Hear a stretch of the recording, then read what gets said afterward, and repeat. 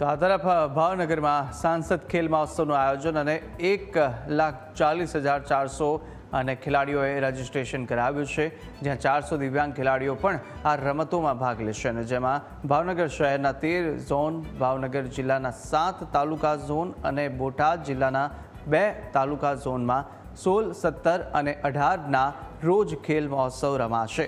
આ દરમિયાન 100 મીટર દોડ, રસ્તા ખેંચ, ગોળા ફેંક, ચક્ર ફેંક સહિત બાસ્કેટબોલ, વોલીબોલ જેવી કુલ 12 રમતો રમાશે। ત્યારબાદ 22 અને 23 ડિસેમ્બરે શહેરના સ્પોર્ટ્સ કોમ્પ્લેક્સમાં જ્યાં જિલ્લા કક્ષાની રમતો યોજાવાની છે અને 25 ડિસેમ્બરે ખેલ મહોત્સવનું ભવ્ય સમાપન થશે, જેમાં વિજેતા ખેલાડીઓને ટ્રોફી વિતરણ કરવામાં આવશે।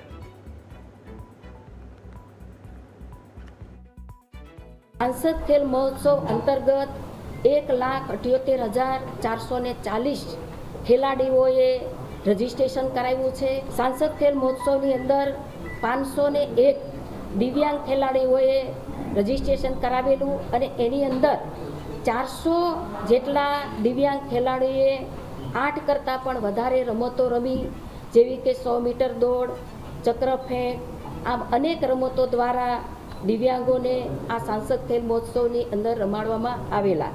આ સાંસદ ખેલ મહોત્સવ ભાવનગર શહેરની અંદર 7 ઝોન, 13 ઝોન, ભાવનગર જિલ્લાના તાલુકા 7 અને બોટાદના 2 તાલુકા એમ 22 ઝોનમાં આ રમત એ જિલ્લા કક્ષા જે તાલુકા કક્ષાએ રમાવાની છે।